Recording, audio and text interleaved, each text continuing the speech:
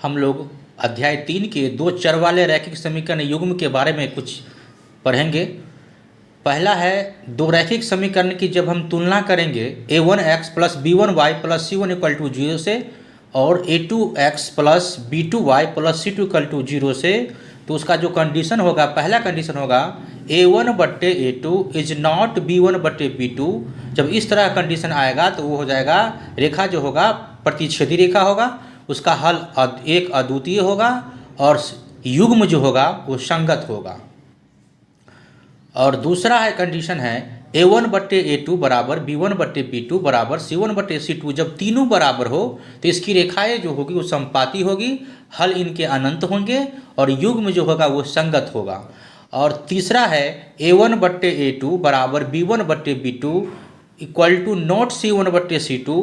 ऐसा स्थिति रहे तो रेखा समानांतर होगी और कोई हल नहीं होगा और युग्म जो होगा असंगत होगा।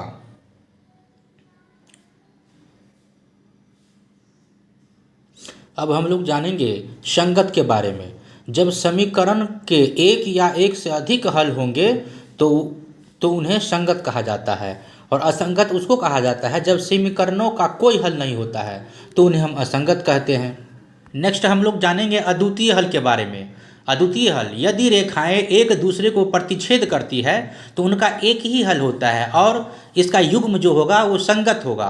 नेक्स्ट है अनंत हल, यदि रेखाएं एक दूसरे के ऊपर संपाती हो जाती है यानी ओवरराइट हो जाती है तो उनके अनंत हल होते हैं और उनके युग्म जो होते हैं वो भी संगत होते हैं।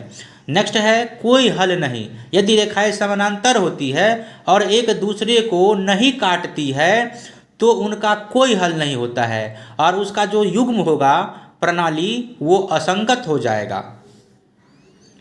अब हम लोग जानेंगे चतुर्थांश के बारे में। तो एक्स रेखा जो होता है वो क्षैतिज रेखा होता है जिसमें मूल बिंदु के ठीक दाईं ओर धनात्मक संख्या होता है और मूल बिंदु के ठीक बाईं ओर ऋणात्मक संख्या होता है, और वाई वाला रेखा जो होता है ऊर्ध्वाधर रेखा होता है जिसमें मूल बिंदु के ठीक ऊपर धनात्मक संख्या लिखा जाता है और मूल बिंदु के नीचे जो है ऋणात्मक संख्या लिखा जाता है।